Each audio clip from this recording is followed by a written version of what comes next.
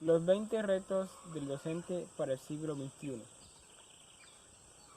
El ser humano como ser social ha buscado las respuestas a sus inquietudes dadas a su entorno. Como ya sabemos, la sociedad se ha encargado de modificar las costumbres y los hábitos a través del tiempo. Nuestra sociedad requiere de una formación integral para dar las mismas oportunidades a todos los estudiantes. La educación debe estar basada en los 4 pilares de la educación para formar en competencias, para que ellos puedan ser capaces y autónomos y responder en sus habilidades y den respuestas a las más recientes demandas por la sociedad. Los niños y jóvenes deben ser entrenados y preparados para una nueva generación. Para esto se plantea un nuevo plan de gobierno, un nuevo magisterio y un nuevo sistema educativo. Estamos en el deber de responder por los requerimientos exigidos por nuestra sociedad para formar seres autónomos y capaces, con cualidades inigualables, participativo y dinámico. Requiere de más personas preparadas que respondan a las necesidades de nuestra sociedad, personas competentes, con habilidades, con conocimientos y con una preparación inigualable. Como docentes no debemos centrarnos solamente en teoría, también debemos de llevarlo a la práctica. Cuando combinamos teoría con práctica, el conocimiento es más significativo y formación complementaria. Como docentes debemos utilizar las herramientas que tenemos en nuestro medio como instrumento poderoso para que el fortalecimiento y la educación de nuestros jóvenes y niños sean más significativas. Deben estar preparados y entrenados para una sociedad enfrentando y respondiendo a las necesidades exigidas en nuestro entorno. Como docentes debemos ser creativos, dinámicos y dar respuestas y estar preparados para los inconvenientes que se nos presentan y debemos adaptarnos al entorno en el medio en que vivimos. Durante años, el gobierno ha buscado estrategias para que la calidad educativa sea más eficiente y mejorar el procedimiento y el crecimiento en la formación de los estudiantes. Si en estos momentos y si en nuestra sociedad deseamos o anhelamos personas responsables y bien capacitadas en todas las disciplinas, para esto también necesitamos un buen maestro.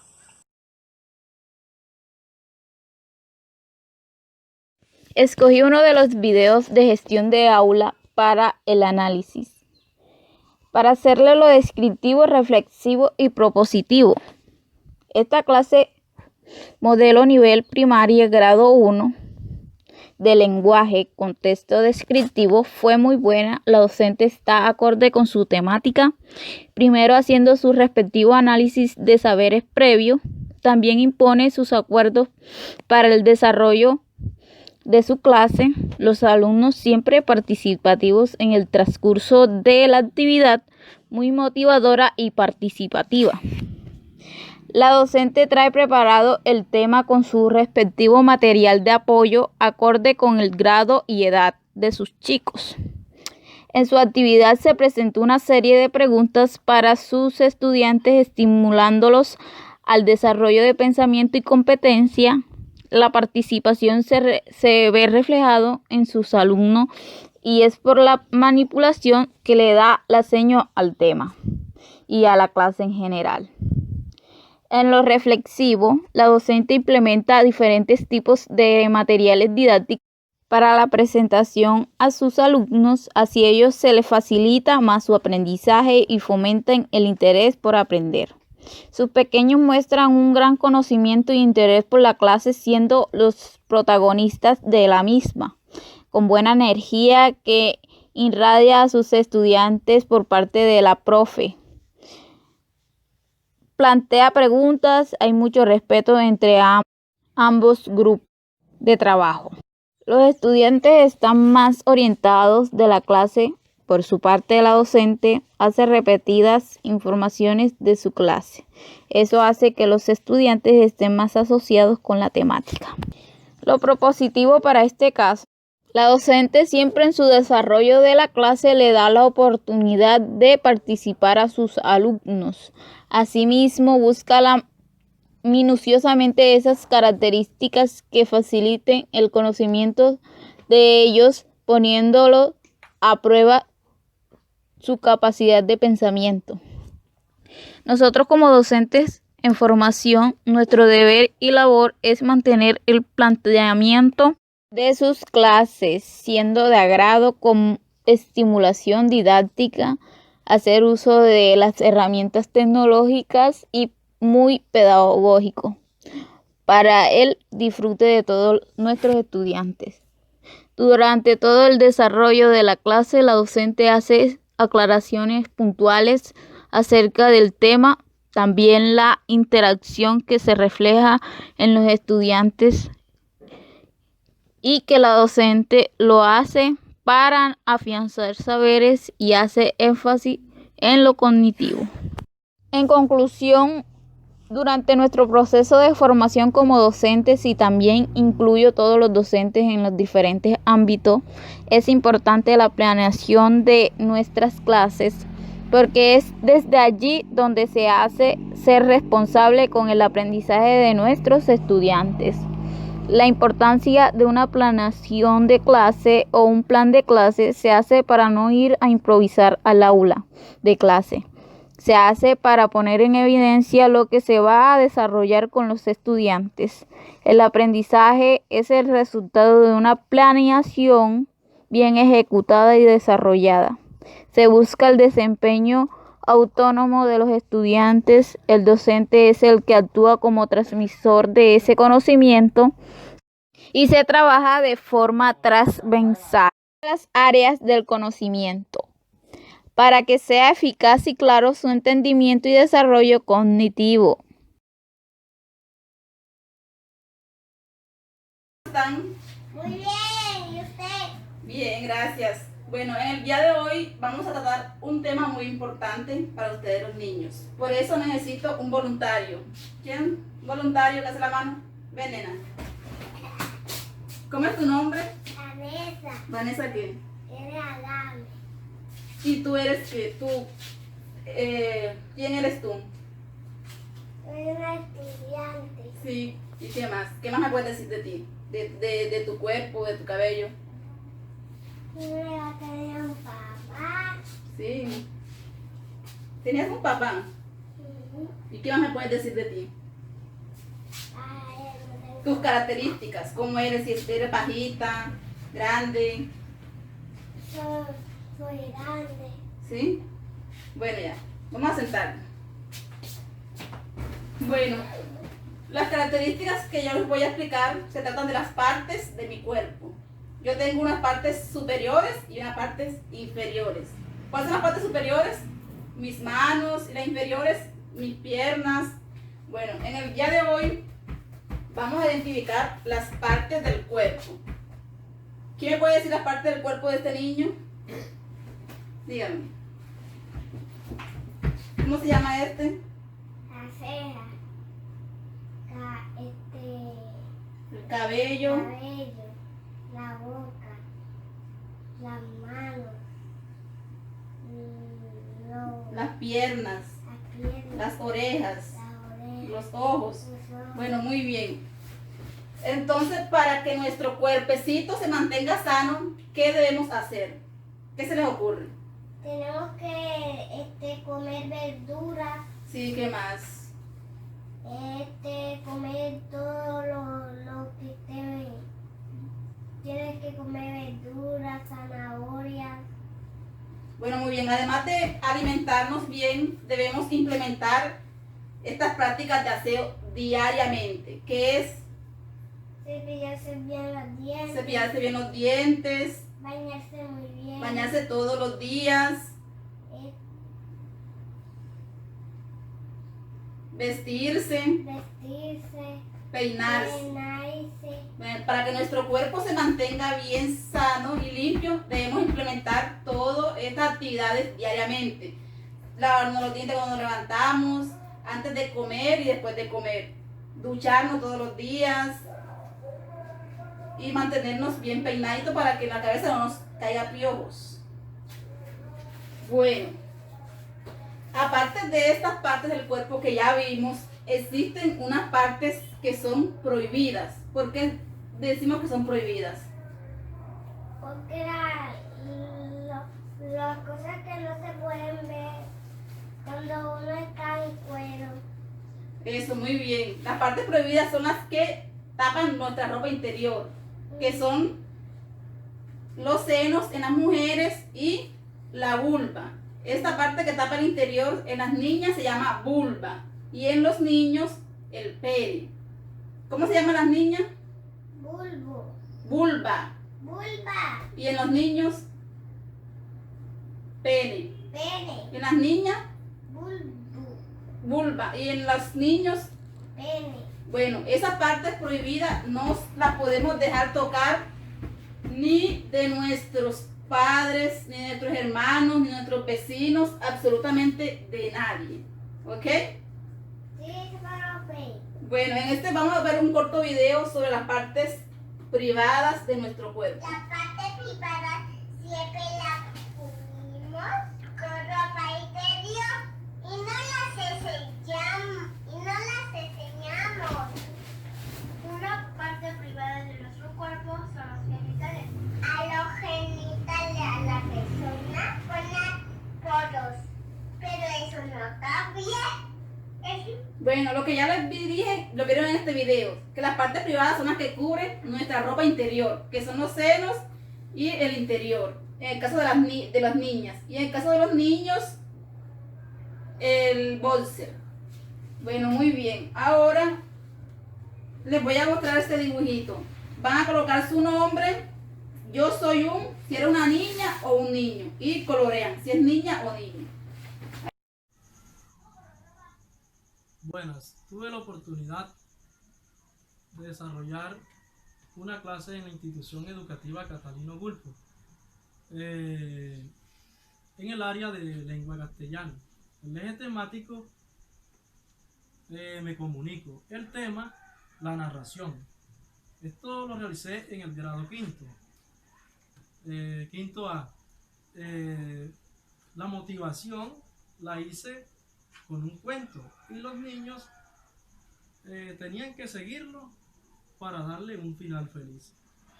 Yo di la iniciación del cuento. Cierto día Diana encontró un gatico blanco en la calle y lo llevó a su casa. Su mamá no lo quería. Entonces Diana planeó algo bonito para que su nueva mascota sea aceptada en su hogar. Aquí los niños empiezan a construir el final de este cuento para que tenga un final feliz. Luego de varios días, ahí empiezan los niños. Entonces, cuando estamos contando un cuento o tenemos un sueño y lo contamos, ahí estamos haciendo una narración.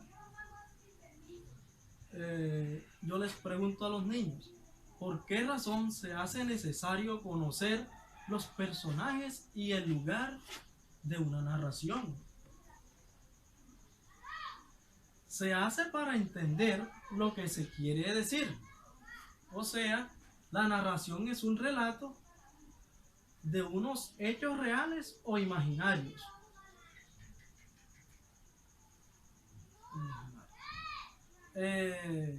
La narración tiene unos elementos. Para comprenderlos, para comprender un cuento, debemos conocer estos elementos, que son parte de la narración. el tema. ¿Recuerdan el cuento que juntos construimos y les dimos un final feliz? Bueno, ese es el tema. ¿Qué sucedió? ¿Qué sucedió en el cuento que nosotros les dimos un final feliz entre todos? El lugar donde ocurrieron los hechos, donde estaba la mascota y para dónde fue llevado. El lugar donde ocurrió.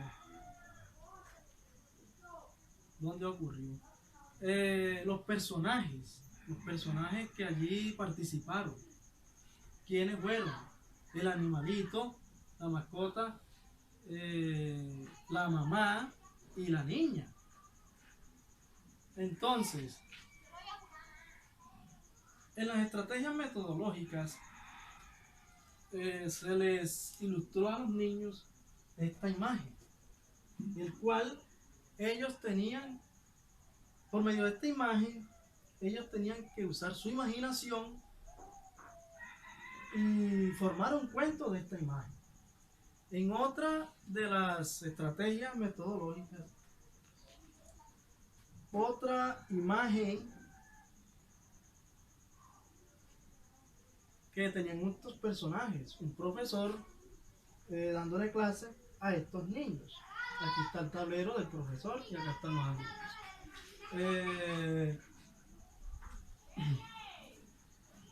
En la actividad de refuerzo, en esta imagen, tenían que escribir lo que el grillo le decía a la hormiga. Teniendo en cuenta los personajes y el lugar.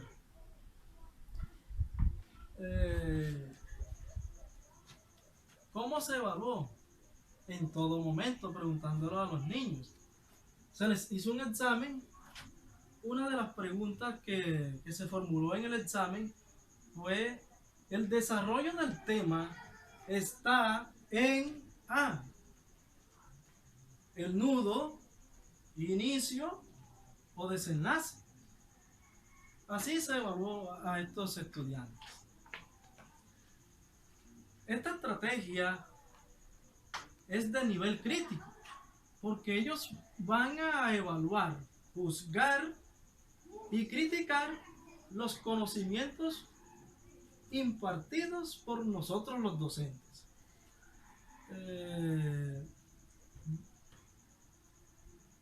Mediante el tema de la narración, teniendo en cuenta el lugar y los personajes. Muchas gracias.